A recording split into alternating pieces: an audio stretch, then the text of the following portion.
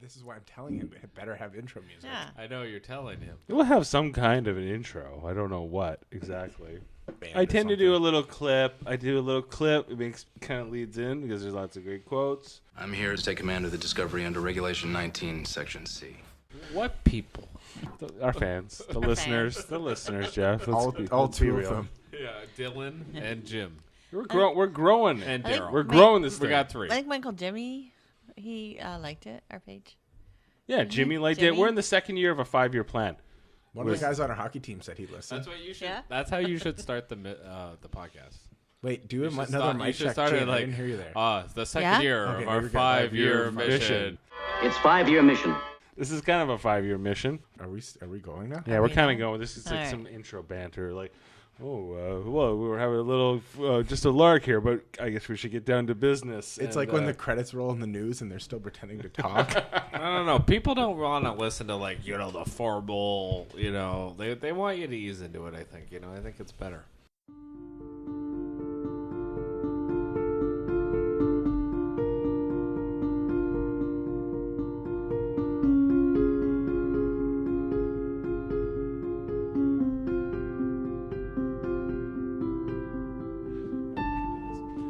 Coming to you live from my apartment, it is Live Long and Podcast. In the second year of our 5-year mission, Star Trek Discovery Season 2, Episode 1 is over, titled Brother, but we're just getting started here on Live Long and Podcast. I'm your host, Dave Mader, bringing you all things Star Trek. I am joined by my panel of esteemed guests. To my left, I have Josh. Hey, Across from me, I have my wife. Hello. And to my right, I have my brother, Jeff. Greetings, salutations. We are coming to you on Friday, well, now Saturday, January 19th, having watched the premiere of Star Trek Discovery, all 90 minutes in its glory. And we are covering it here with our initial reactions much later than we had initially anticipated, with the anticipated premiere originally scheduled for September 2018. We are in January, as previously mentioned, so we're much further along than we had originally anticipated when we last left you. We've had a lot happen. We've had a lot happen in the Star Trek news. We've heard things that have come along. We've had Star Trek shorts and Star Trek pants. and Star Trek pants and Star Trek weddings. Yes. We've had all kinds. We've had quite some time since we last spoke to you. So we're excited to get into our recap tonight on the premiere of season 2. We are hoping that it will be not the last premiere for Star Trek Discovery, with the fate of the show really hinging on how much success they can really gain this season. But we will be here with you all the way, as Live Long and Podcast will be with Star Trek Discovery to the end. So, getting into the episode, I'd like to kind of get your initial takes on what you came away with. But I think the main theme of tonight has to be the idea of family, and more specifically, the Michael Burnham character and her relationship with Spock, one of the most infamous Star Trek characters ever, who we're getting a whole new backstory to in this season. Apparently, they're going to expand on that. So, Josh, what was your initial takeaway on this episode? Well, you just talked about Spock and Burnham, but my favorite part was Captain Pike. I thought he was well acted. I thought his lines were well written, and I'm interested to see the dynamic between him and Burnham going forward. Okay, Jane, what about you? Well, this was my second watch. I have to say, I watched it last night. So on the second watch, I'm most interested, obviously, in Spock and his story, and how he's involved in those 9 lights in the sky. Those lights in the sky, what they mean. So we got a vote here for Pike. We got a vote here for some interest in what Spock's going to be doing. And What's Jeff, Spock's up to? what was the thing that most piqued your interest with this premiere? And The most exciting setup. I don't know. I would like to see kind of what they're gonna do with basically the relationship between the two ships, the Discovery and the Enterprise. That's kind of how I'm looking at it. I know that's kind of like a generalization, but I think it kind of works. I want to meet more of the Enterprise crew, and I think we've only scratched the surface. We've only met Pike. One guy died, and then there was a girl that was there, but she wasn't doing much. Prediction: the Enterprise will barely be involved in this season at all. I think that we won't see it again until the last few episodes, and other than Spock and Pike and that girl, and then the guy died that we all hated, except Dave Dave. liked him. I don't think it's actually going to be involved. I think that was more to draw like viewers in, and then it's gone. Beyond repair. It's going back to space. I dock. thought that the best part of the episode by far was Connolly, the science officer from the Enterprise, who was a little bit snarky and was telling Burnham, she's a bit of a know-it-all. He died because he was cocky. I thought he was like an interesting, fresh take on a Starfleet officer. I thought, he's a little bit moody. He was really, if he had made it through that asteroid belt, I think he would have really won me over, because he'd be like, listen up, Michael Burnham. I'm going to tell you what I told my roommate at the academy. I know the math, blah, blah, blah. And then, he gets smashed, so... They took away one of the most interesting characters in the episode, I thought. Not even a red shirt, a blue shirt in this case. I was interested that they built him up just to kill him off, so we all wanted him to die. And he died, and we're like, yes, I wanted that guy to die. It was satisfying. You called it. I called it. I was like, this guy's gonna die. I called it too, but I watched it yesterday the first time, so I couldn't say anything today. So you had the same kind of like instinct that I did? Yeah, I was like, they're going to kill this idiot. Oh, yeah, totally. Come on, he was brave. He put himself into harm's way for fellow Starfleet officers to go save this other ship, which I don't think any of us got the name of.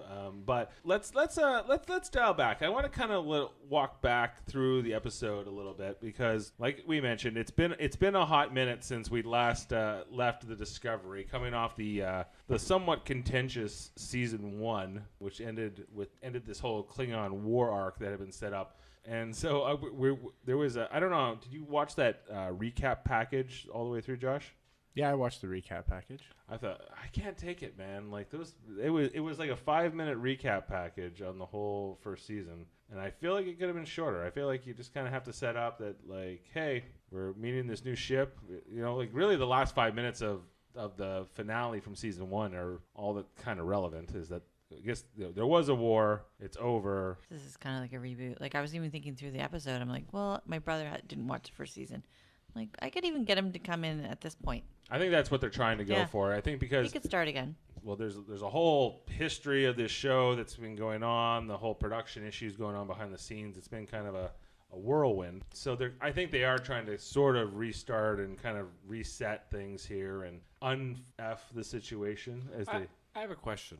And I'm not trying to poo-poo on the show, but I just have a question. Let's hear it. Is it okay what they're doing with like Spock and basically like making Michael Burnham that like his stepsister, which was never ever mentioned in the history of Star Trek, like Spock's like almost like they're basically like rewriting a character's history, which is that concerning? Like is that kind of something like where we're gonna look back at this and go like why well, I think it's the same thing as you may not be familiar, Josh, with Star Trek V, The Final Frontier. It's the 5th movie, and that spoilers, but in that movie, which is that's the one William Shatner one that he wrote and directed. It was not supposed to be like the worst one ever. It's one of the worst ones. It's like it's not great, but that has Spock's half brother. So they establish in that movie that Sarek was married to somebody else before Spock's mother and had another child. And from what I gather, Sarek was a very busy individual. Well, he's already like 200 years old by the time of this. He's like Aragorn. Yeah, he gets weekly Lord of the Rings reference. Yeah, well, the Vulcans are kind of like the elves of Star Trek in some ways. Pretty much. And, same ears. They have pointy ears. Televrites are like the dwarves.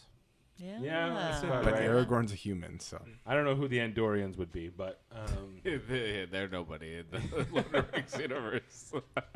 So right off the bat, the episode opens up with where we left off in season 1. We're getting a bit of a what do they call it? Distress call? They call it, we're getting a Federation ID code. It's coming in real choppy, they said. Oh, it's coming in real choppy. And the numbers are populating like slowly one by one, which, by the way, premiered on January 17th, being 1701. Not really their plan, I'm sure, from the beginning. But My mind just blew.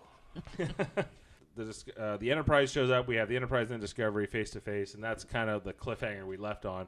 And now we're in, and so after we have our credits, and here we go into the episode, and it starts with this fairly, I don't know, like ominous, like monologue from Michael Burnham, where she gives us the space of the final frontier, so we're getting that right off the bat. We're kind of establishing that It's a space is above us, around us, within us. We always look to the stars, find our way. And she tells the story of this African tribe that looked up at the Milky Way and kind of saw a message in it. And I get the sense that this is going to tie into the arc of the season. So I feel like it is significant. But why she's telling us this is not explained, or if we're listening to her in a period before or after the current events of the show. Any takes on that? Well, I noticed on the second watch that they showed like the 9 points in the sky. 7. 7? Is it 7? 7. No, sorry.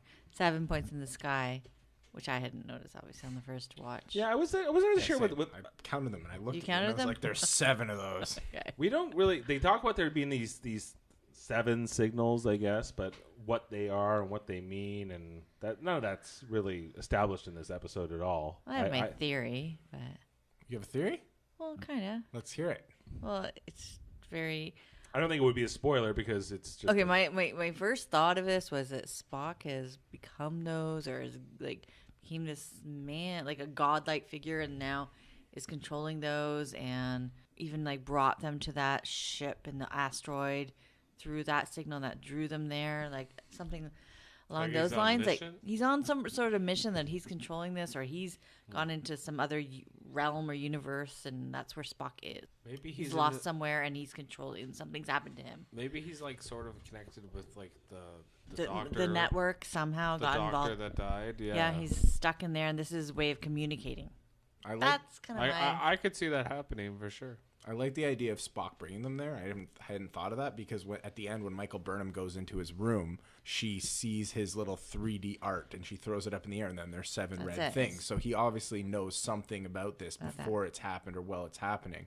So the idea that he brought them there to find this Ship. engineer and the ship and the asteroid that they bring into the Discovery, there's something there. It's interesting. right. So the very next scene is this whole flashback of when Michael Burnham was first brought to Sarek and Amanda's home, and she met Spock for the first time, and that's the very next thing set up, and we see this very young Spock. I'm not quite sure how old he would be in this. 5. Maybe 5, and she's a bit older, it seems. 8. 11. 11. Okay. Yeah. Josh is the human age detector, so he can tell that the age of these characters just by looking at which that's what his one of his Skill. main expertises. Yeah, and That's skills. why they brought me to this podcast. And so Spock, so Sarek's like, "Come on, Michael Burnham, I'm gonna meet my son Spock," and he's like, "Spock, I expect you to be friends with Michael Burnham," and so what? He hates Sarek. I hate Sarek. There's I Sarek Love. I hate this version of Sarek. But so why much. is he like a 1950s Andy Griffith dad? Like, when did that happen? Ask the showrunners. Right. This guy who plays Sarek, he was from True Blood. I know him, but Yeah. I don't. He's not Mark Leonard who played the original Sarek to me. Mark Leonard he took what Leonard Nimoy did with Spock, and he made it even more Vulcan, right? And this guy is a very un-Vulcan Vulcan to He's me. very human-y. He's very very human-y. human-y, Yeah. yeah. He's very in the first time we meet Sarek in the original series, he shows up. So Kirk's meeting Ambassador Sarek and his wife, and they're having a conversation, and they're at Vulcan. And so Spock's like, "Hey," or Kirk says to Spock, "Are you going to see your parents?" He goes, "Oh yeah, these are my parents." And so the kind of thing with Sarek that's established early on that he's kind of a real hardcore Vulcan.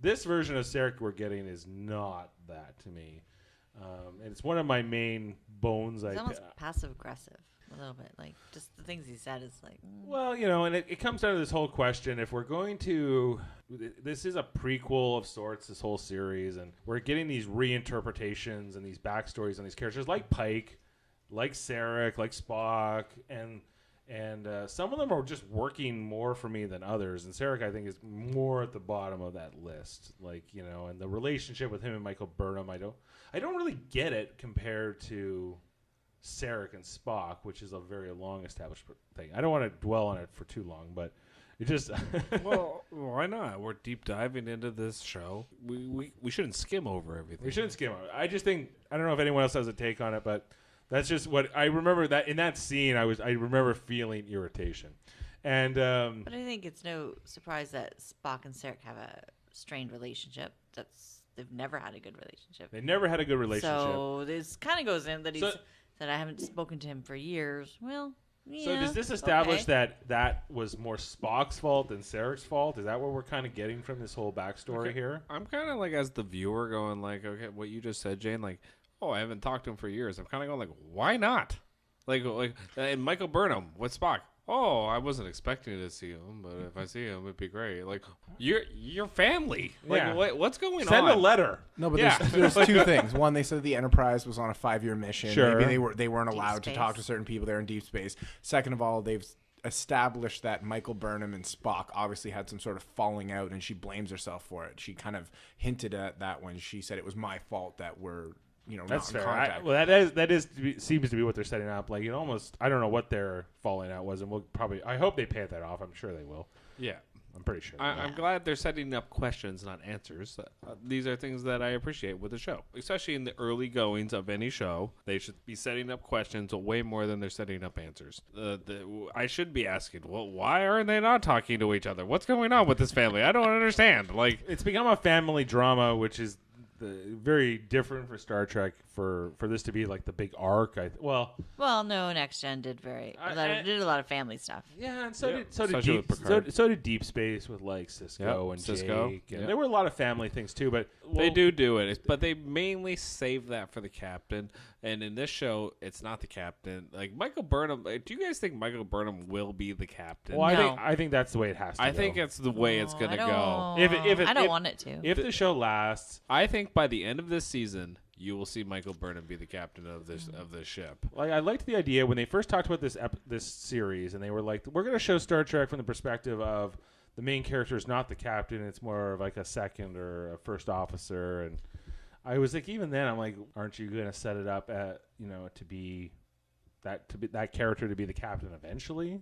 I would think. But come on. Like, do you think they're? It's like, I think almost guaranteed Burnham will be the captain and Saru will be her first officer, and I think that's the way they're gonna go with the show. Because what they seem to be doing right now is like we get a new captain every season. So last season it was Jason Isaacs as Lorca. This season we're getting Pike. We're getting Pike. Yeah. / Saru. But Pike's not really. I mean, I don't get why. Like, all right, the one part of the show where I really piqued my eyebrows up was when Pike said he was of the USS Discovery, and I was like, huh? Well, because the Enterprise is the Enterprise back- is going into repairs. Is repaired. But he's not of the this is the thing I didn't understand. Like, I was like, you are the captain of the Enterprise. Like, if you were the captain of the Enterprise and they sent you to that ship, and all right, you gotta go help this ship out, you wouldn't go like, oh, I'm of the USS Discovery. Like, like It seems like he's like even though he's been on a 5-year mission, he's ready to be the captain of the Discovery right now. Right, and like he's the captain of the flagship.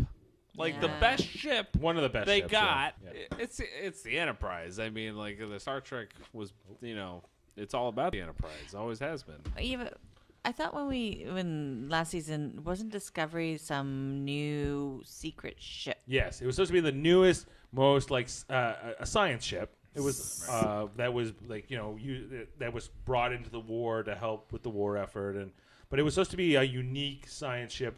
I want to see more of that. I wanted to see what is the Discovery outside of this Klingon war. What's a better ship? Is it the Enterprise or Discovery? They're good at different things. The One's more Enterprise, science, one's more... Yeah, the Enterprise is like a Cruiser. exploratory big cruiser, and then the Discovery is like a science ship. It's like the USS Indianapolis. It's like secret. It has secret missions. It does experiments. more labs and different More things science. they do. Okay, yeah. So we were on this whole flashback here. I remember when Spock he pulls out the things out of the iPad, and it's like the Scott Pilgrim scene where he's fighting the 2 Japanese kids and they're throwing the electronic monsters at him, right? Yes. Remember all that scene? That's what it reminded me of. I thought it looked like Gyarados, the Pokemon. It's also kind of like Iron Man when he's like pulling things out of like he was kind of doing that thing too.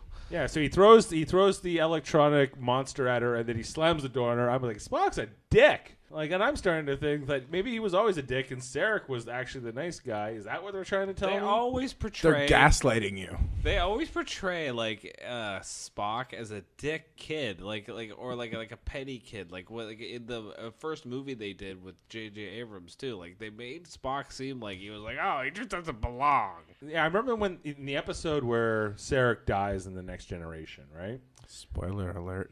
Yeah, spoiler alert. It was 25 years ago. He dies. His last conversation is with Picard, actually, and he talks about how when Spock's a kid, he would go off into the mountains for days. He wouldn't tell anyone where he was going, and when he would show up, he wouldn't tell him where he was, and Sarek would punish him, and it didn't do anything. So Spock was a difficult kid. That's sort of been established for decades as kind of the story. But that Sarek was also not an easy person to get along with. Then we get back into the present. So this is where they're back to face the Enterprise. We can't communicate with them. They've had some kind of a thing that's wrecked their ship, and then all of a sudden we get the call. Pike and two of his officers want to come on over and say hello. And the big thing is that they say he's bringing a science officer with him, so we all Oh, it's it's Spock. Spock. He's coming. I Oh can't my wait to God. see Spock. My pants are getting shorter. Yeah, you would think Leonard Nimoy was on the set, like the way they go on about it, right? Because there's like this new guy they've cast to play Spock. He seems like a good actor. I don't know, but like, What's his name? Something Peck. Gregory Peck's grandson. is the assumption Something Peck. Ethan. What? Yeah, he's Gregory Peck's I think grandson. it's Ethan Peck. is the assumption here that the hardcore maybe. fans, like the old timey fans like us, are going to just at the mention that we're going to get to see him maybe beam over, that we're going to get excited with Burnham Just to see Spock? Just to see Absolutely. Spock? Well, yeah. Weren't we all like, No, I'm not. I was. I think I share Dave's sentiment too. Like I feel like I like the show, but I feel like they're ruining it. I think they're retconning it too much. Like they're taking it in a direction that's not even like true to like what they've already set up. Which is, if they do a good job, I'll be happy. And I'm not trying to like poo-poo it, but like I hope that they're touching sacred ground here. Am I wrong? Like, no, I agree. I think that, like, if you want to set a show in this era, that's fine. But just tell stories that's specific to this crew. right? Why do this now? Is that so how much do we know about Spock in this era? we know he was a lieutenant on Pike's ship. That's about it. Yeah, We saw- exactly. I'm with Jane on this. We We don't don't know a know lot anything. about him, so they can fill in the blanks. Yeah. We know that by the time of the episode The Menagerie in the original series that he's intensely loyal to Pike. Sure. Because I don't know how much you know about what happens to Pike. Well, doesn't he turn into some like old guy in a wheelchair and he's Yeah, like dying and his face is melting off and he looks like Voldemort or That's about right. Yeah, Darth pretty Vader much. without his mask? He can only blink once for yes, two for no. Yeah. Yeah, from that episode where they go back and they use the footage from the cage. I've Yeah. seen that. Yeah. Yeah. Right. So Pike is going to. It doesn't end well for Pike. Well, it kind of does. No, And it does. It It does. does. It goes It goes bad back. for him for a while, and then it ends well for him. Yeah. But Spock's willing to like almost sacrifice his entire career to help Pike at that point, and But give him. no, this is like when he was on the Enterprise This is when he was with Kirk. Yeah. with Kirk. Yeah. This is years later. But yeah. the menagerie, like that time, the cage time, like No, but the menagerie is when they're doing the trial about okay, so that's the Kirk cage. time. Okay, so the Yeah, because the cage is isn't more, canon. The menagerie is the Okay. canon where they bring the footage So from we the don't cage. know back. much about Spock in those years. Technically speaking, we don't know a lot about Pike either. Right. But that's not the question to me. Is that we don't know a lot. Yeah, you can make up whatever you want, but what you do make up matters, right? Like if it's inconsistent with kind of those characters, we're kind of gonna look at the series not in a positive So way. how old was That's all. Spock when we met him when Kirk was at the academy? Oh, in like the J.J. Abrams movie. Yeah. That takes place roughly at the same time that this show takes place at. But Okay, it's an how old was alternate he? Like reality. 70, 80 years In his old? 28, something like that. Yeah, Nero comes back and changes. Yeah. his, But how old was Spock would have been? Like At that at that time? like I just said, 28. 28? Yeah, Okay. He's younger than me. at that time because we're talking in the late 2250s. Okay. The original series takes place in the late 2260s. We're never gonna get there in like 200 years. No. It's not looking good. No. But that's another topic. I don't know. Elon Musk and another guy, Jeff Bezos. They're trying to. They've been funding hundreds of millions of dollars to try and make people live forever. Yeah, but they have billions, so they're not putting enough. I know. into I it. know they're not putting enough. So right before they say, Good okay, segue. Pike and 2 officers, including a science officer, are about to beam over. Sarek gets this incredibly giddy look on his face, which is not keeping with the character. And then we go to credits. I think the only thing I took from the credits was that Wilson Cruz, who played Dr. Culver last season, the guy who got his neck snapped, which was one of the best moments of the first season. Stamets' husband. Stamets' husband. Well, You boyfriend, right? you liked that moment? Is that what you're saying? I thought it was a great, shocking moment. Like, I enjoyed it too because I didn't like that he died. No. I liked the writing of Yeah. the episode. Yeah, I see what you're saying. Right, because like when the Klingon, the guy who thought he was a human Klingon dude, I can't even remember his name anymore. Vok, yeah. Yeah, but what was his human name? Oh, we can't even remember. Tyler? Tyler, yeah. He was a horrible actor, too, so I'm glad that he's not on the show anymore. He was the worst actor of the season. I think they at the end of the finale they were like, "Listen, we had a good run, but you're done."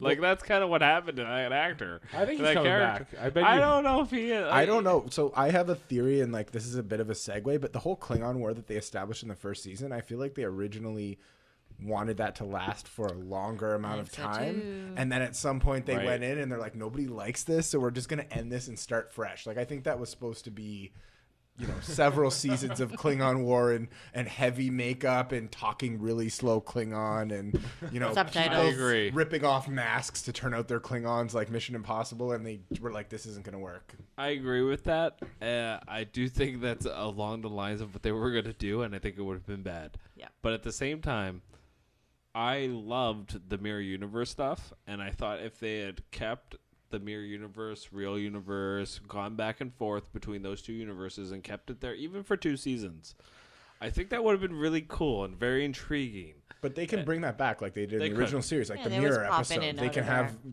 mirror. Remember when Stamets like looked in the mirror and he saw like his evil version of himself? Like Right, that could right. come back for an episode or two. Absolutely. I just when this is my feeling on the show is like when it first started, I was like, okay, like just too much like Klingon stuff and war, and everything you were describing. Then they did the Mirror Universe stuff, and they didn't just do it for one episode. They're like, we're gonna do this like over like 3 or 4 or 5 episodes, and I was like, by the 3rd or 4th episode, I was like, you have me like dead to rights. I am in on your show, and then all of a sudden, what they decided to do was like, "No, we're scrapping this." It wasn't. You It know? wasn't that they all of us because this when they were making the episodes after that, that was the time when the show had aired. Negative reviews. Was starting to get negative reviews, Yeah. and everyone was panning in. And they were saying you're breaking canon and you're pissing off the fans, and they were I think while trying to appeal to a new audience as well. So So my thing with the Mirror Universe, and I know you wanted more of it, but I like it that it's almost like the Borg. You get too much and it just becomes lame. So I like get let's it. have a little bit, peppered throughout the series, and that makes me. I think a happier, 3 or 'cause 4 it is episode very- arc would have been. It's cool. fine, It's a but- cool concept. yeah, it's a cool Right. concept. It's like in the original series how like every other episode was like evil hot women who weren't actually hot. That was like every other episode in the original series. Yes. There was too much of that. If we do that now Right. with the Mirror Universe, it'll become the same thing. Well, they did that a lot in Deep Space Nine too, where it was like they nailed the Cardassian Bajoran storyline like to death in that show, and it was great. But it got to a point where you're like, all right, do I really? That show is like, I don't want to get on Deep Space Nine, but Deep Space Nine was localized to a particular star system, so Right. it made sense that it was going to have more of the local issues going on. That's true. Anyway, so we come back from credits, and then there's this conversation with Saru and Michael, and he's like, "Oh, doesn't your brother work over on the Enterprise?" And she's like, "Yeah, and doesn't do you have any siblings?" And she's like, "I have a sister," which kind of ties in with the short, which I don't want to get into right now. Yes, Saru has a sister, and then we have a guy in the transporter room with a visor, which I thought was interesting. I missed that. I read about it, but I missed that there was a dude in there with a visor. So like Geordie LaForge wore Yeah. on The Next Generation. Yeah, they said it twice. They were very into the Jordan the Forge. Yeah. in the transporter room. I don't know why that excited me. I just had never seen them do it outside of Next Gen ever. Ever. You two are both next gen Like it's super Jordy. fans. It's Jordy. And then Pike with his two amigos, they show up and they beam in with their bright yellow, red, and blue uniforms. And Okay. gasp, it's not Spock.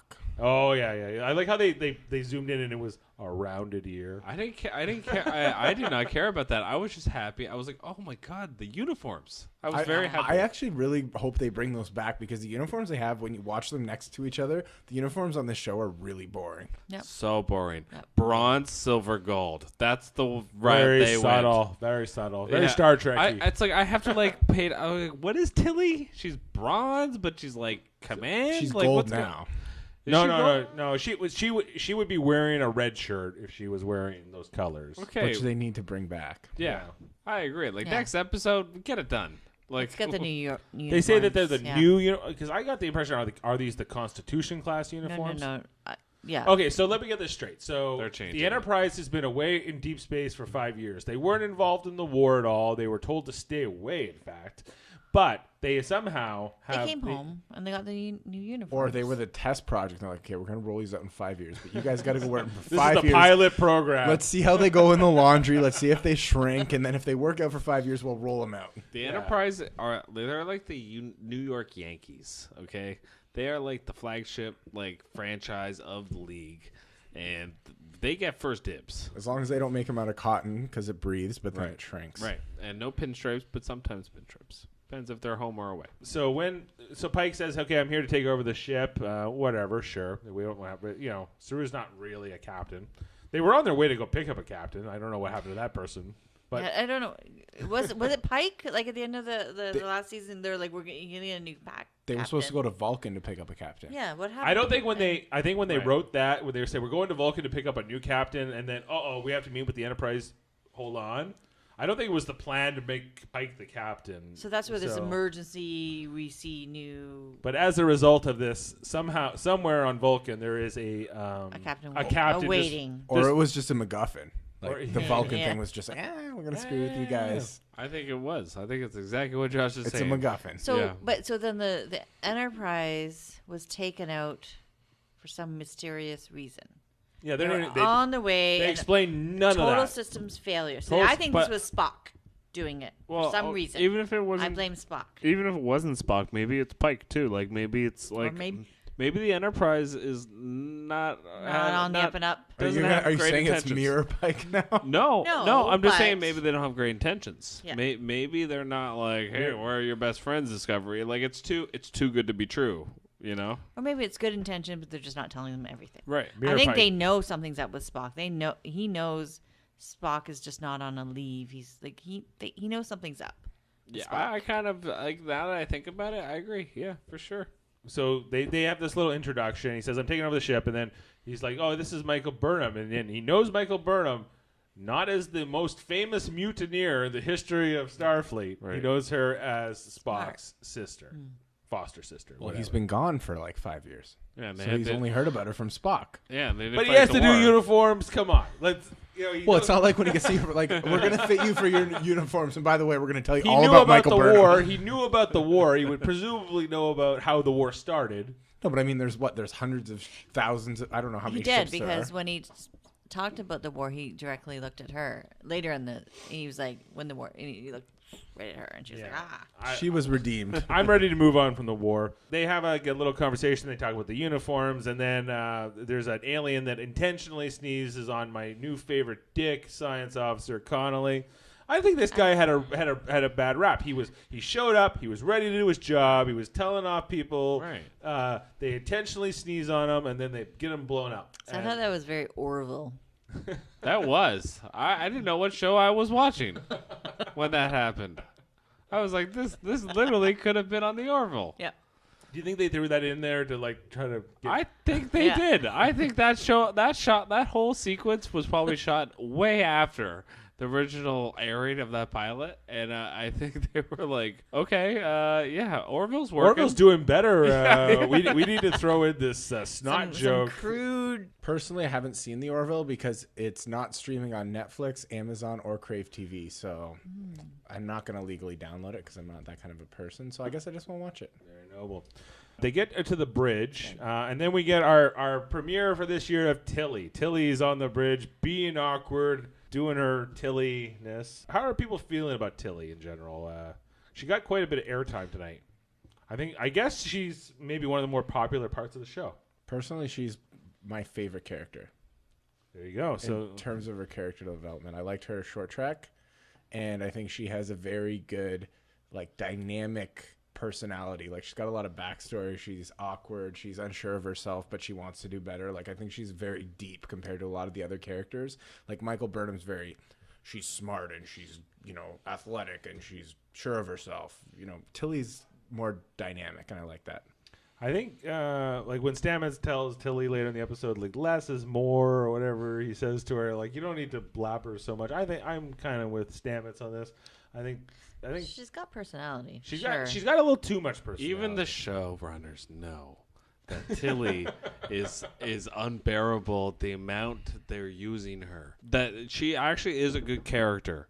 But they're using her too much, like in this like comedic relief role. I think they're even aware of it. They tried to have this balance tonight with her, where she still has a job to do, and but she's a little bit of a jokester. She's a kind of a comedian when she tries to do everything. Oh, I just noticed a lot of jokes tonight. A lot of They're trying to be like The Last Jedi, because you know how the fans loved that movie.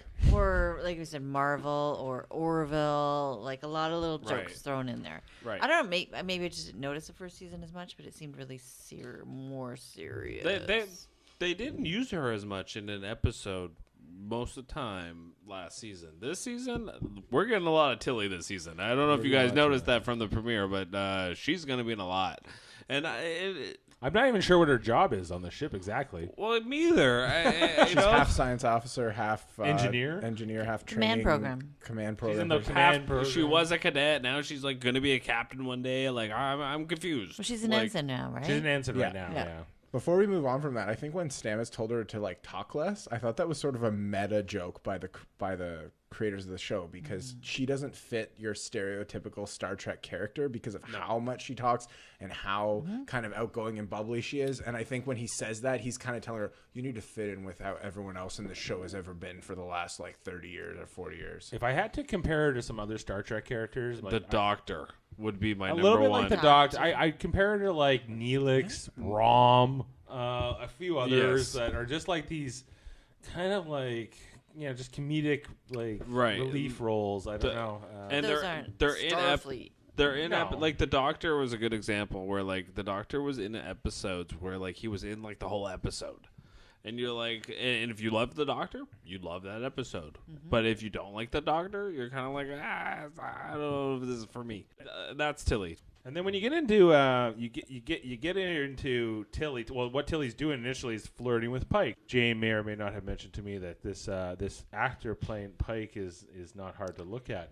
So It's easy on the eyes. Easy on the eyes, and I was watching it last night initially. I watched the first half last night. I was like, damn, this guy is charismatic. He's the women want him, men want to be him. This guy. I didn't feel that way, but No? I mean, no, not for me. Like, As a Pike. he didn't. Yeah, he was kind of vanilla for me. Oh, I thought he was charming as hell. charming. Yeah. I thought he and having watched the original like Jeffrey Hunter Pike and the Bruce Greenwood Pike. Bruce Greenwood's my Pike. That's your Pike. That's my Pike right now. Like he didn't beat that Pike for me. I could see got that. He's got it though. I could see the connective tissue between all three of these I agree. performances. Like that they're kind of all like this real.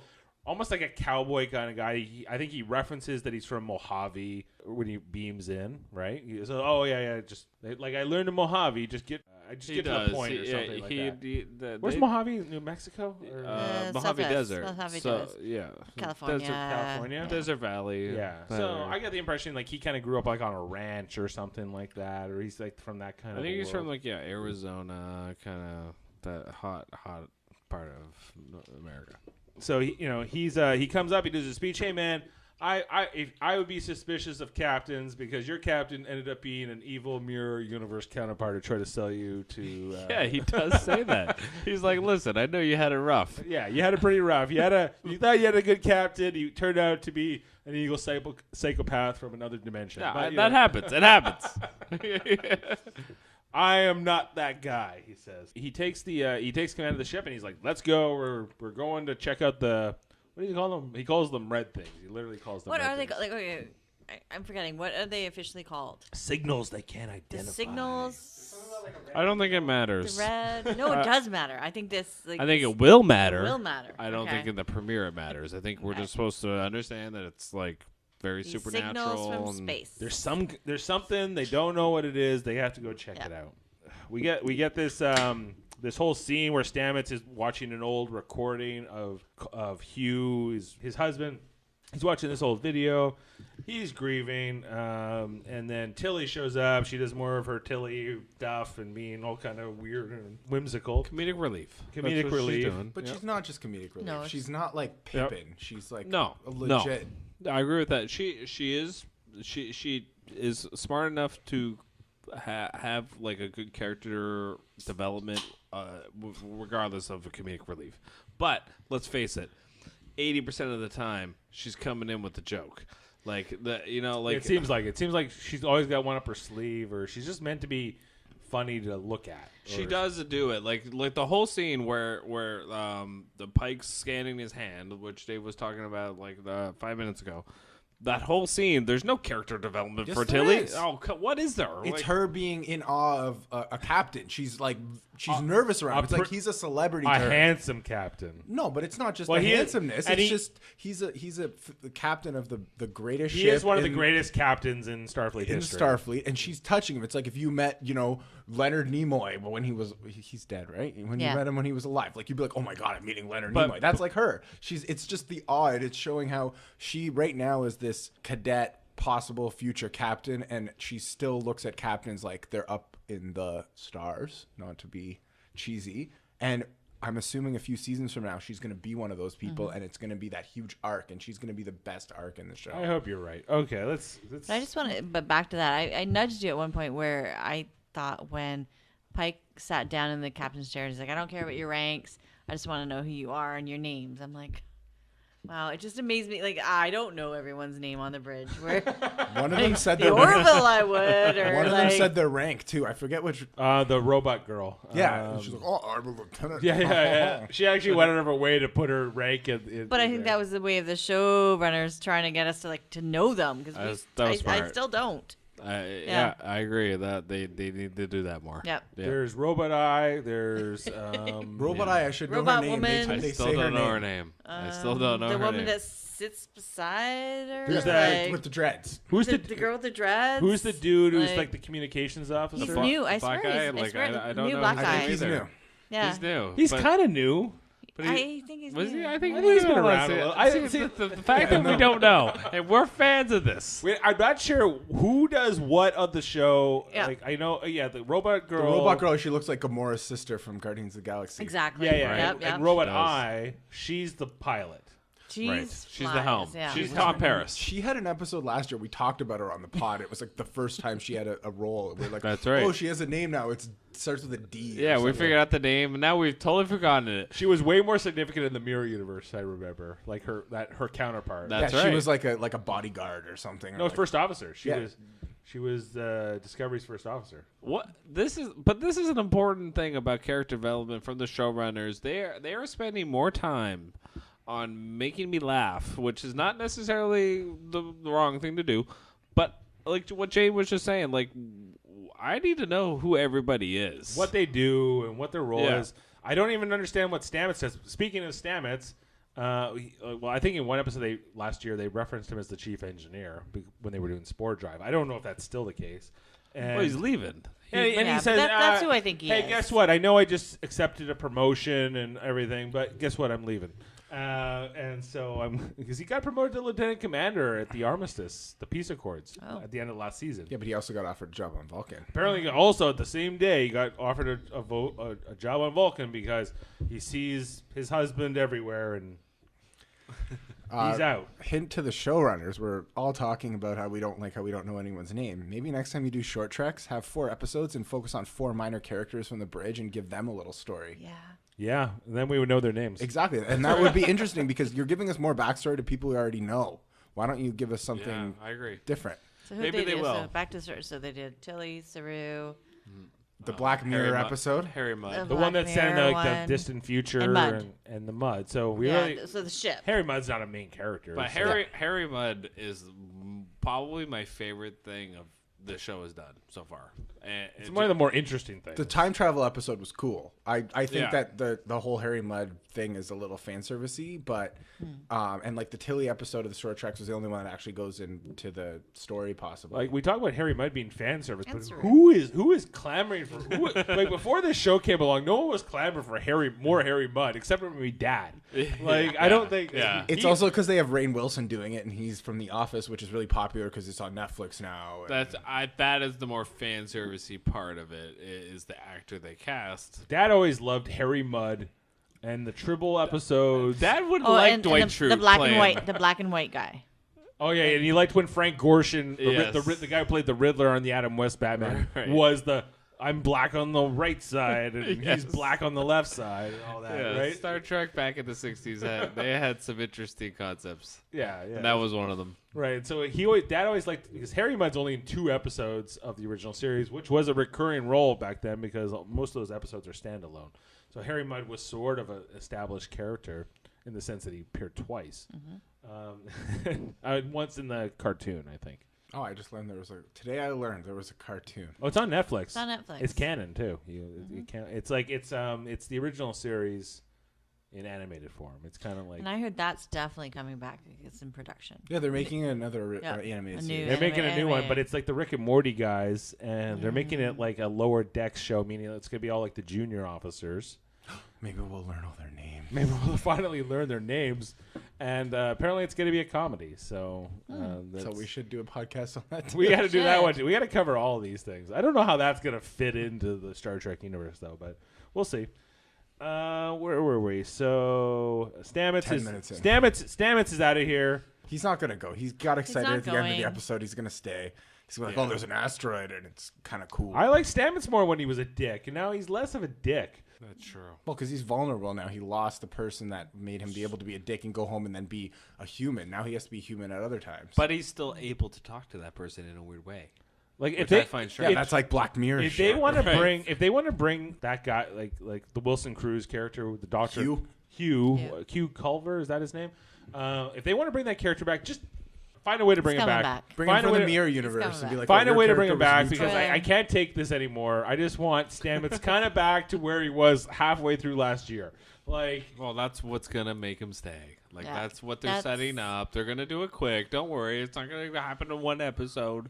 But like the thing is, what they're gonna do is that doctor guy is coming back, and 'Cause at the- Stamets is gonna change his mind. He's gonna be like, "Oh, you're back." because the way things are going right now, I'm like, go Stamets, just go to the Vulcan Science Academy. I don't care. Go teach them about. Well, he was in 14 seconds of that episode, and I didn't miss him that much. Yeah, he was like he shows up at the end where they're pulling the asteroid in. Like he was like I guess he was just walking by and Yeah, he he was had like, like a bunch of gel things that are supposed there's to be nothing power cords. there's nothing more exciting to do right now. So this seems fun. I did notice with Stamets, this guy loves music. Like everything, An old opera. old opera music. Like this is his character. Like, and I'm not knocking. I'm just saying, like they are hitting that home with this character. That's You his know, joy. all the little metaphors he was making about the about the opera, and they did it last season too, where he was talking about La Boheme, which is Rent, and like Well, he he was was in making Rent. all those Somebody- references. They Yeah. both were like the yeah. Oh, they were both. the guy who in it. plays Hugh. He was Angel. He was and in was- My So-Called yeah. Life. That's where I know him from.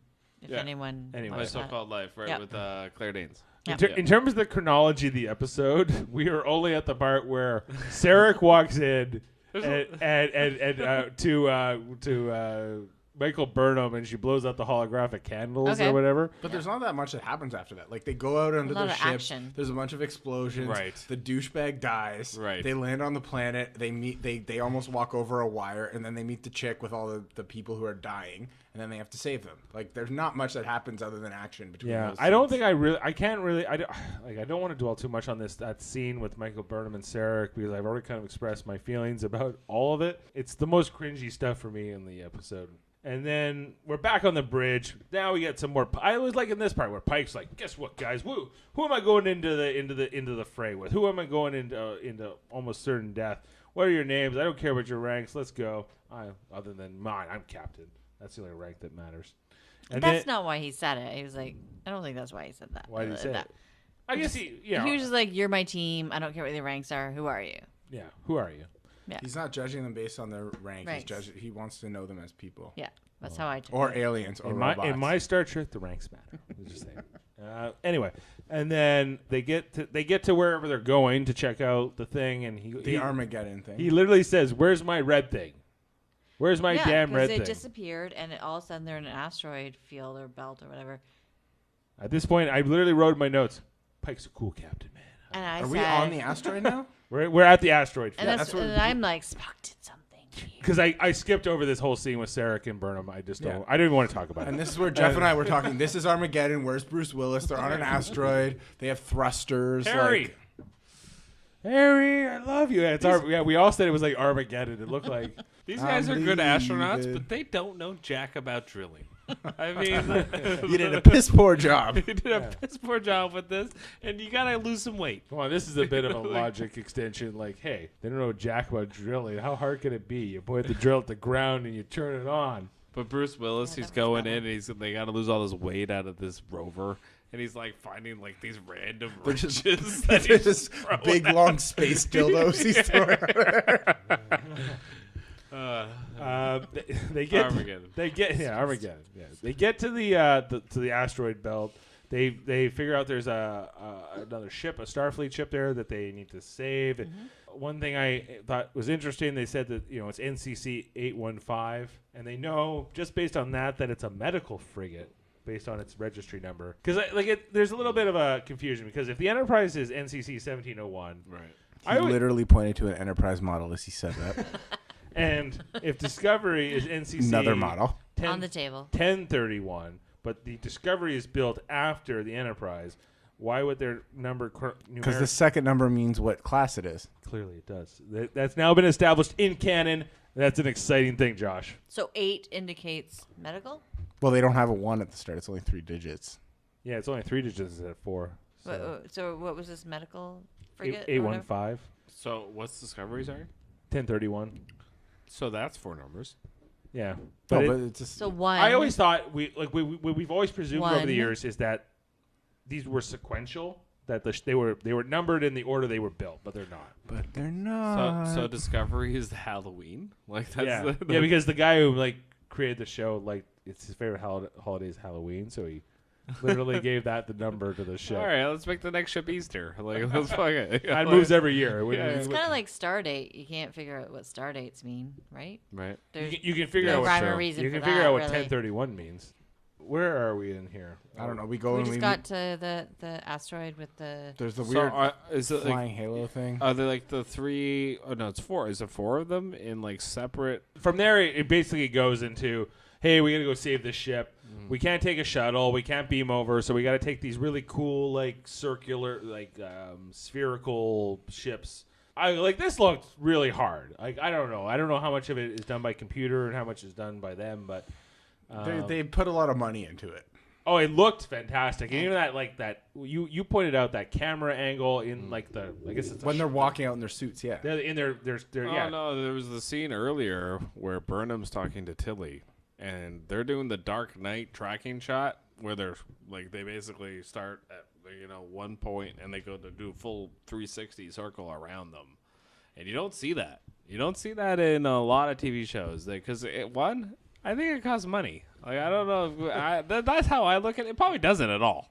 No, but it it does looks because you have to have the whole set dressed. You can't just have Right. one spot. Right. Oh, Right. that makes sense. Yeah. So I was like, does it cost money to put the camera on like a swingy thing? But not that's not the hard part. There's a chance we might get the answers later in this season. Yeah, so. we need to get some special guests on here who may or may not have worked on this show.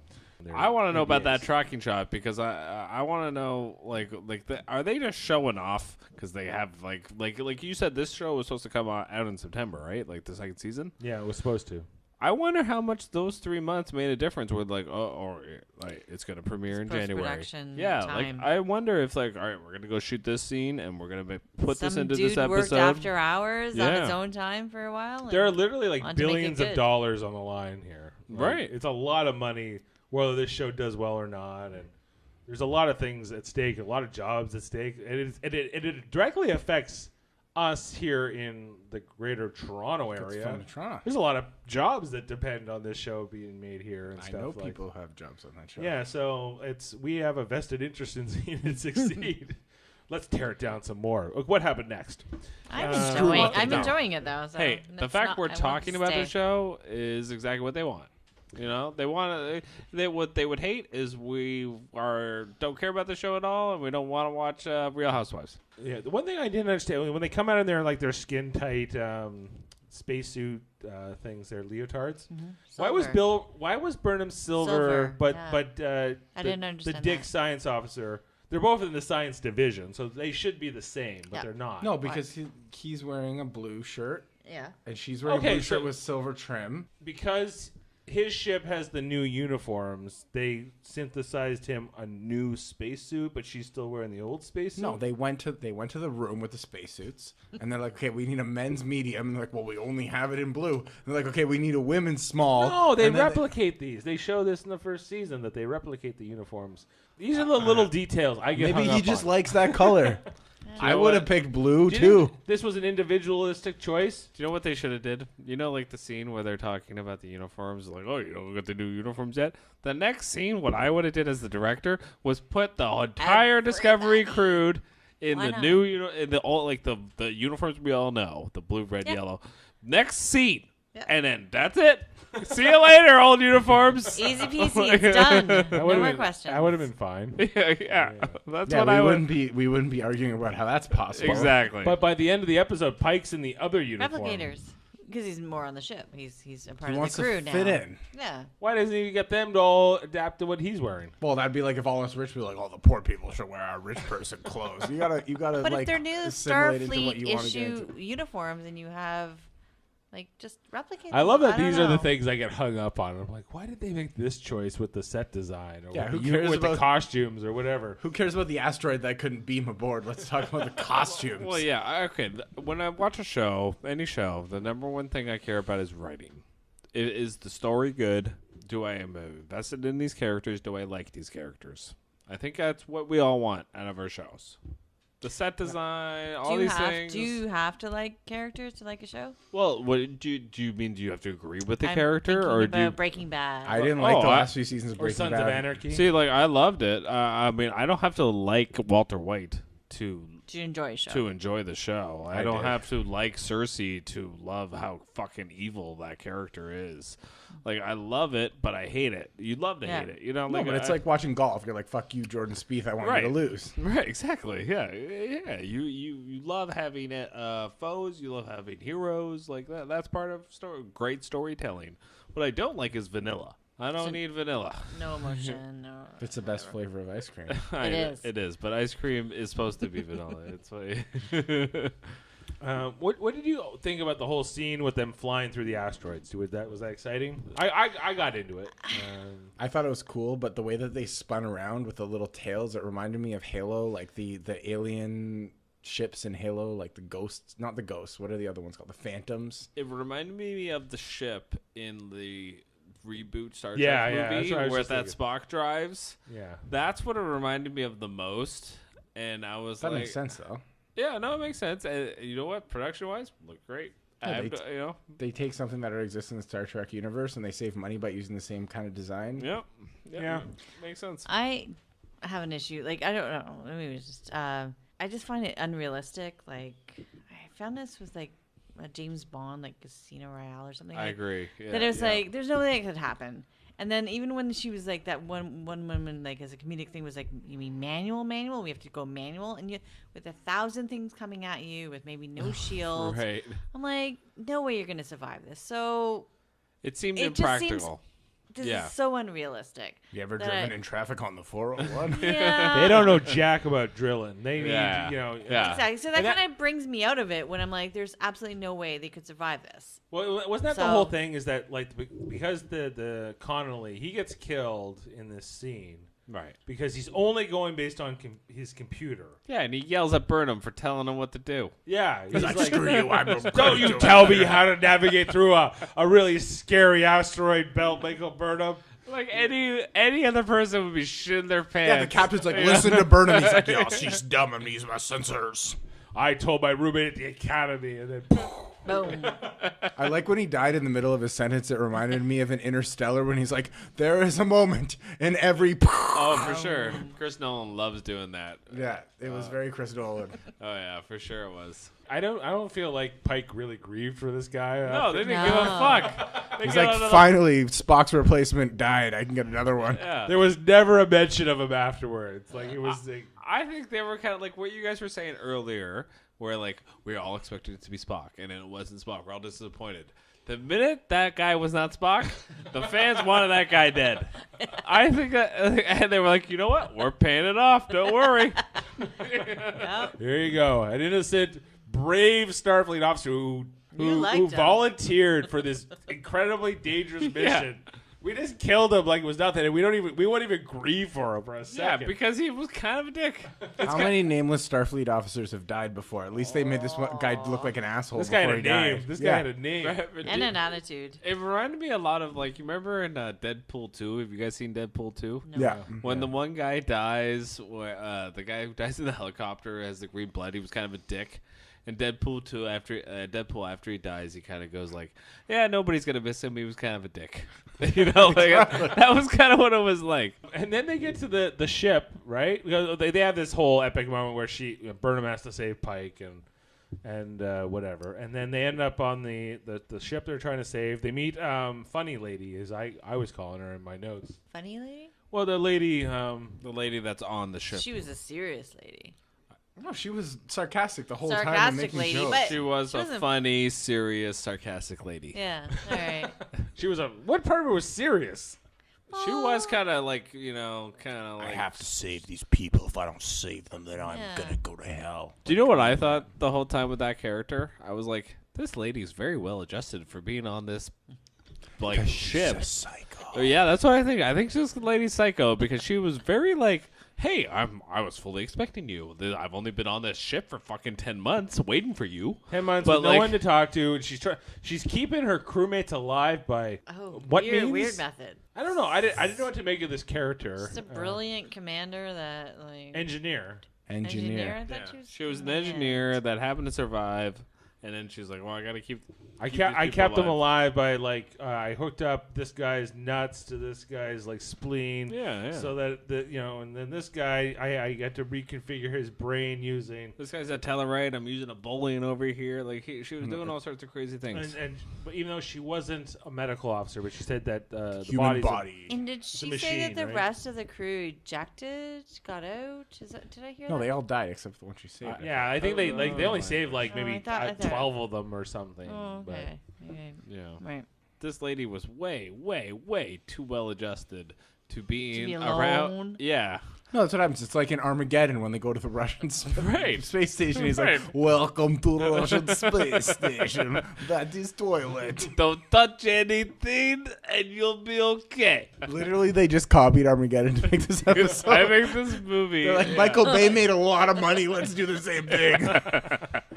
I heard that this girl's name was Janet Reno. She's like, I'm Commander Janet Reno, and then I was thinking about Will Ferrell as Janet Reno in like Saturday Night Live back like 30 years ago or 20 years ago. Basically, okay, they get the people off, and then they try to beam away, and Burnham's trying to fix the transporter, and she doesn't get beamed away, and then she's running through. That was a fun scene, right, where she's running through like the explosions. It looked expensive. It looked expensive. I see where they spent. I was like, I don't know if I needed this. I said to Josh, and maybe you two will agree. I don't watch Star Trek for explosions. No. I don't think anybody does that like Star Trek. I don't need it. I think it, in certain cases, makes it pretty awesome. But story comes first. These are things that matter to me most about Star Trek. Dive deep, because most shows don't do that. And I feel like they're kind of doing this with Star Trek, where they're making it Fast and the Furious, and I don't need that. I think they think that's what the younger audiences want. There was one point, I think I nudged you or said something to you, where music, that they were talking and they started like talking science and stuff like that, but the music was still like, and I'm like, no, like turn off the music and let's just like talk. Like let's we can be exciting, and it can be a great story without telling us like bam, bam, bam with the music in the background. So we get this whole scene with Michael Burnham running through the explosions, and then what happens? I think she gets knocked out by something, and then she wakes up. She has a hot piece of shrapnel in her leg, and then we get this whole scene with her seeing some kind of what it looks like a red angel or some foreshadowing to what. Yes. So she thinks she sees this thing, and then I think it's actually Pike, right? It's like a hallucination. He came back for her and saves her. Like, she gets back to the ship. She has a conversation with Tilly in the sickbay about becoming the new mothers of. Well, because You when she missed- got she transported, she couldn't transport the piece of the asteroid back because The it didn't sample. exist in Oh the yeah, same yeah. matter universe. Yeah, they made as up some them. sort of scientific thing where it's like, oh, it doesn't. Yeah, They're we like, can't- oh, the telemetry of the Yeah. existential matter did Well- not compute with our. Oh, you our mean the universe. rock? The rock didn't go in the transporter. Yeah, That's- it's like, wait, but I grabbed it, but it didn't work. Ah. This gets them really excited, where they're like, you know what? We're gonna go get some space rocks. We're gonna put it right into the shuttle bay. They do this whole scene where they kind of do they have the ship, and then there's like, this asteroid, and they flip around, and it goes right into the shuttle bay. I like the visuals. They help Yeah, on we- a podcast. It should be a video podcast. Why don't we do a video podcast? We should do a video yeah, podcast. with our little Yeah, model ships. I have the model ships, and I can visually, what's going on. It has to peg the ship in the back. This is the power of math. Okay, Is that a Tilly line? that's a Tilly line. Power math. Stamets showed up. Like, he doesn't seem to do anything in the scene, but he's there for it. He brings a cable. Yeah, he's gotta be the straight man to Tilly, because Tilly is so the other way. Like, You know? if a clown became a Starfleet officer, it would be Tilly. These guys hate Tilly. I don't like it. I'm not. I like Tilly. I like Tilly. I don't Yeah. hate Tilly. Tilly is just she's trying too hard. Just be Tilly. And I know Michael she- Burnham's trying too hard too. Oh, I agree. I agree with you absolutely. on Like, that one. overacting. One of my favorite characters is Saru. He tries too hard too. He not as much. But I agree with you. He does try to. They all try too hard. He's loosening up a He's little bit. loosening it up. Except for those things out of his ears. They're not loosening. They up. need They're to- getting longer and longer. Threat ganglia. They Yeah. need to find themselves. Like, they need to get to that point where Star Trek. You know what? We are being critical, and I think if we watch the first few seasons of Next Gen, brutal, watch the brutal. first few seasons of Deep Space Nine, you watch those seasons, and like you're like watching these characters, you're like, this is terrible. Even Voyager. Like, Voyager, like, Voyager, less same so, thing. but Voyager took a while to get. Voyager started off on a good foot. But it was a did. different business model back then. Like, Yeah. it was network television. You did 25 episodes a season. It was a different kind of a thing. There's way more. It was a more sensible budget back then. Like, Yeah, right? less people cared. less people cared. Yeah. It didn't have to be flashy. Either, Right. right? And now it has to be flashy and cool and explosions and like the best makeup. I actually like the explosions. I know you were bashing on them earlier. I'm not but bashing I thought them. it was You're cool. an explosion guy. They didn't used to be that important. It's not what makes Star Trek great. I think that's what we're kind of saying. Like, there's certain things that made Star Trek great and was an explosion. So you want to make Star Trek great again?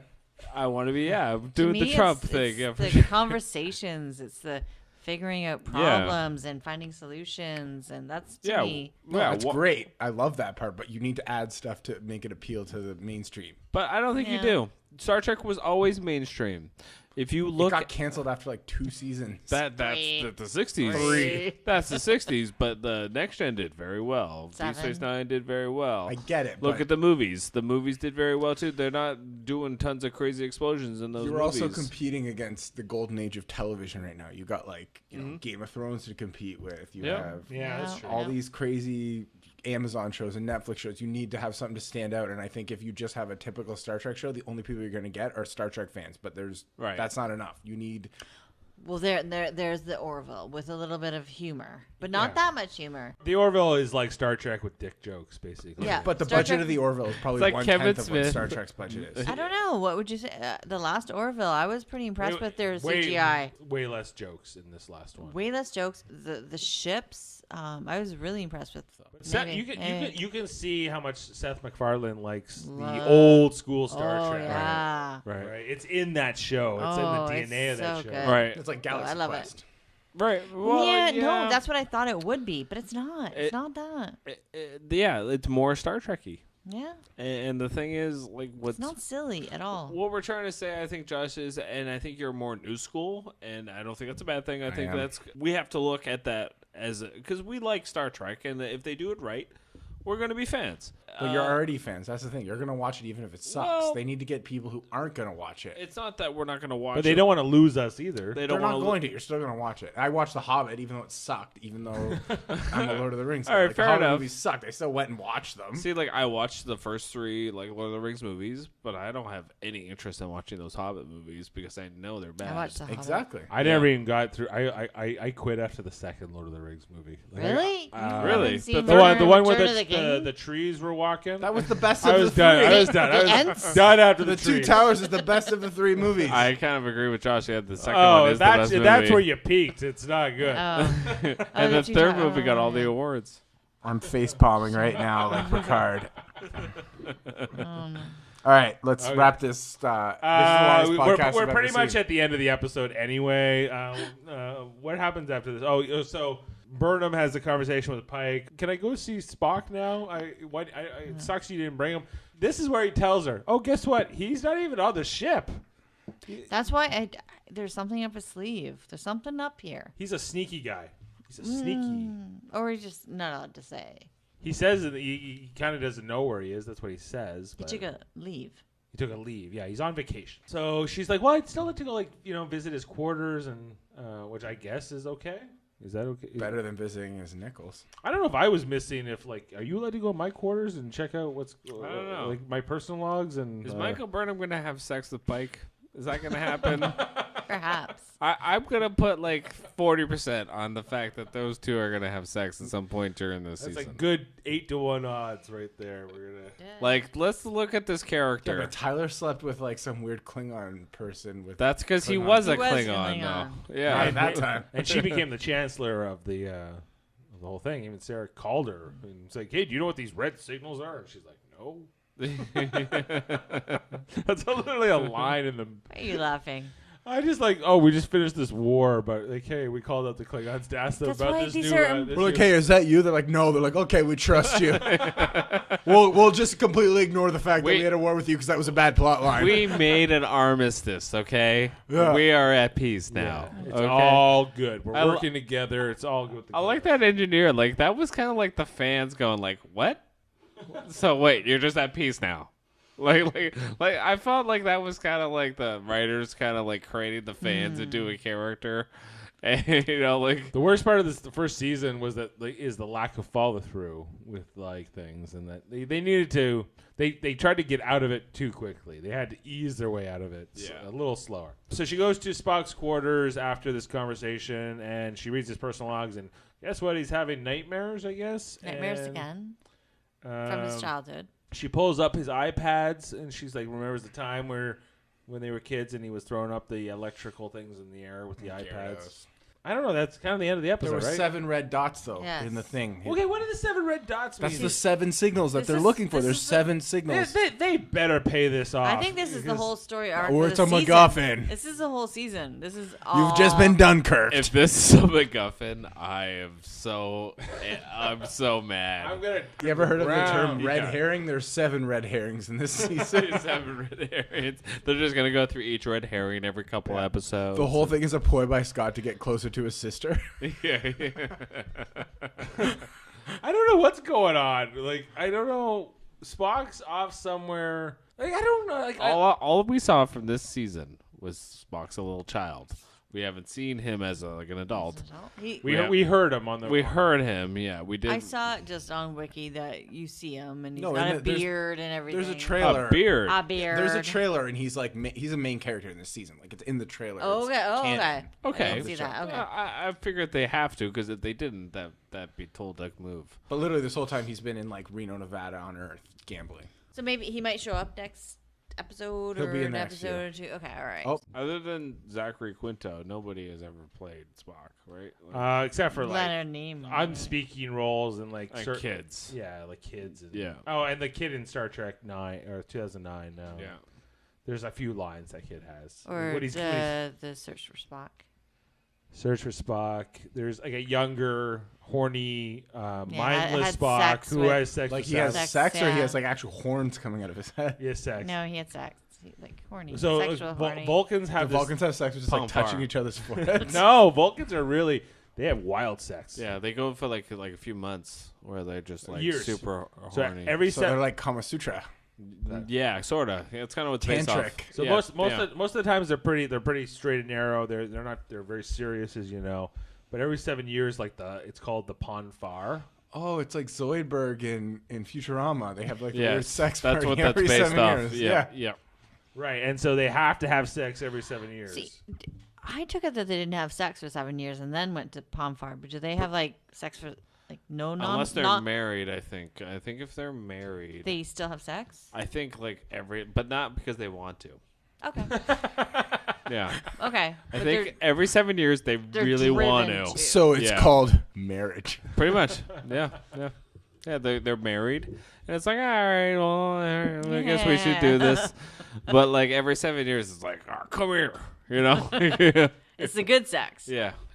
Every 7 years, whether you like it or not, it's gonna happen. It has to happen. It's like a bite. Like they'll Yeah. literally die if they Yeah, don't they have will sex. kill their mate. They will. Yeah. They hate. They will like just So, rip you to shreds. In Star Trek 3, which was like 1984, so I don't feel like I was it's- -4. Yeah, I'm not. I was one. -4. So what happens is Spock dies, saving the Enterprise, and then he's resurrected. And so there's like this, basically a clone of him that has no mind. His aging is accelerating because he's on the Genesis planet. It's a really long Are story. we cutting this all out of the episode? No, this is going in the episode. Damn it! This has to. I'm Do just you know saying what? that because I listen to a podcast now and they always do something. They're like, "This isn't going in the episode," and then it's always in the It's episode. I'm always like, in there. "Oh, I feel like I got behind the scenes footage. That's This is right. awesome." That's right. Do you know what? The non-scripted stuff. When I deliver the mail and I'm listening to a podcast, and they're always like, "Oh, this is running way too long," I'm always like, "I don't care. Keep going." I don't know. You know, like Yeah, but not everyone that's listening to us is delivering the mail. no, I get that. They're like, I have a 42-minute commute and my podcast wants to be 41 and a yeah, half minutes. yeah, I understand.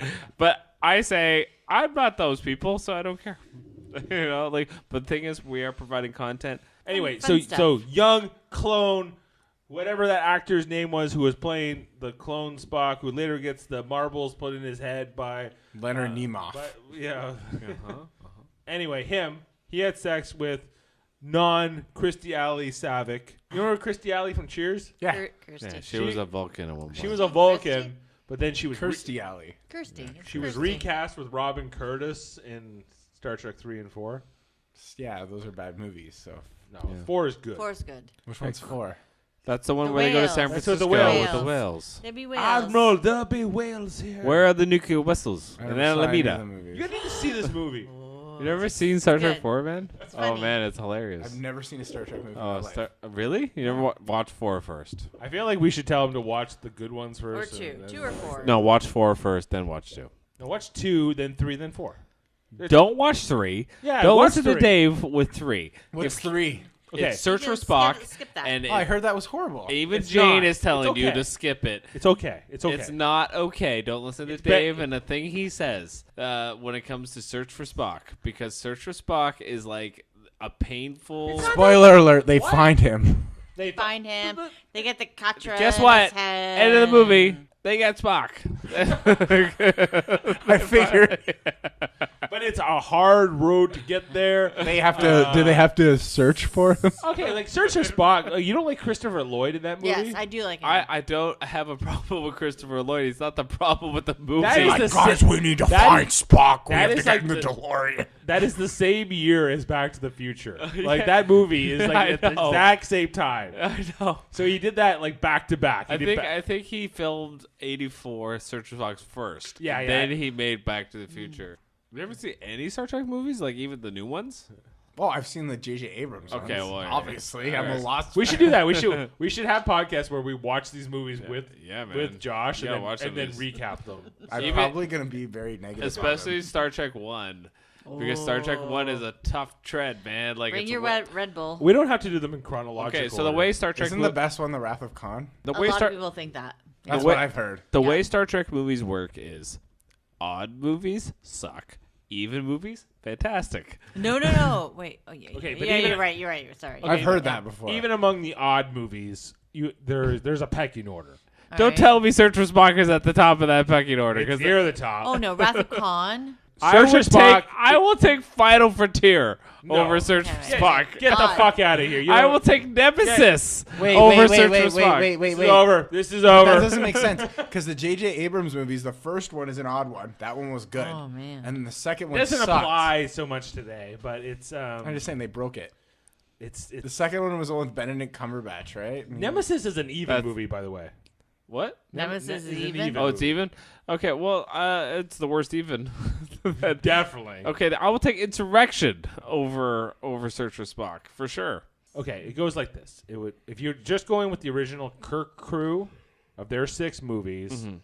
I would rank Star Trek 6 at the top, then Star Trek 2, That's then Star Trek Generations. 4. Oh wait. Okay. I'm just talking the Kirk movies. Kirk. Okay. If you want to throw Generations in there, it's fine. Right. But Is 5 the worst one? I think 5's the worst. I think 1 or 5. 5's the one. One is the worst one. I will watch 5 But over isn't 1. 5 the one that William Shatner directed? Yeah, and wrote. Yeah, but like 1, like nobody rewatches 1. That's the Like, one with Spock's half brother. And that's I where don't like, know. why would God need a star? The Why would God need a starship? The only person I've ever said, the only person I've ever said, I've heard say that number 1 is their favorite movie, is Carl Urban, who played Bones in the new movies. Oh. Like, with, Oh, Carl Urban. He's Yeah. he's From Lord of the Rings. Eomer from Lord of the Yes. Rings. right, He's like, we're all hitting Lord him. of the Rings. right. He said number 1 is his favorite Star No Trek one movie. says that. But he is a hardcore Star Trek fan, like big time, like love. Really? Yeah, he Star says Trek. Fourth Aerlingus. He's awesome. Yeah. So like he's the only person I've ever. I heard think say that's gonna they be my like that favorite one movie. now. yeah. So watch Star Trek 1 and just see if you like it. Because if Carl, you might be like Carl Urban. I actually like bad movies unless they're really bad. Like Suicide Squad, no thanks. But if it's Yeah, like yeah. just a kind of shitty movie, I'm cool with it. Yeah, that's kind of Star Trek 1. It's not that. It's not Suicide Squad. Suicide Squad's an abomination. What I was trying to get to you earlier was that Star Trek 2, 3, and 4, they're kind of a trilogy even within the movies.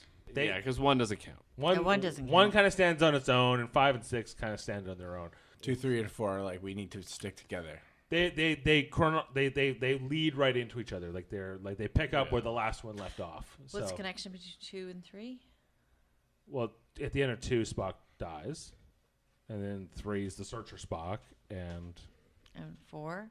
4 is him he's back to more life, and they in, go get the uh, whales. But he's weird, and he's got to Alright, get the cool. whales. Yeah, that If makes I'm gonna sense. So I think we've recapped this episode. Any Cut that closing out. thoughts on the premiere? Are you excited for the next episode?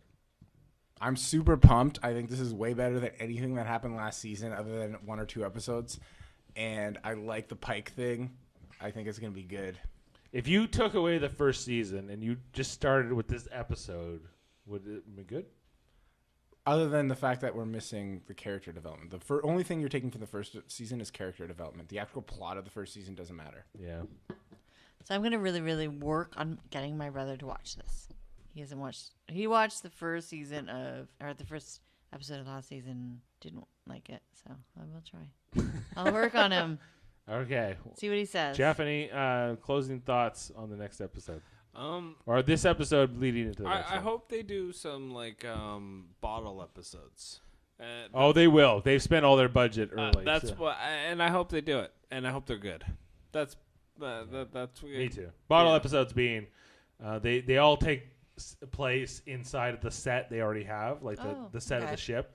That's like an old term where, Like the Black Mirror episode that was in the shorts. You're correct. yeah, like Okay. this is a bottle episode in the sense that we don't have to go You to a don't change location. location. We don't have to spend money on special effects or anything. It's just So what we saw earlier is after episode 5. How many? That's when they are like a little tight on money. how many of the next gens are bottles? No. How many episodes did they do of this last year? How many were there?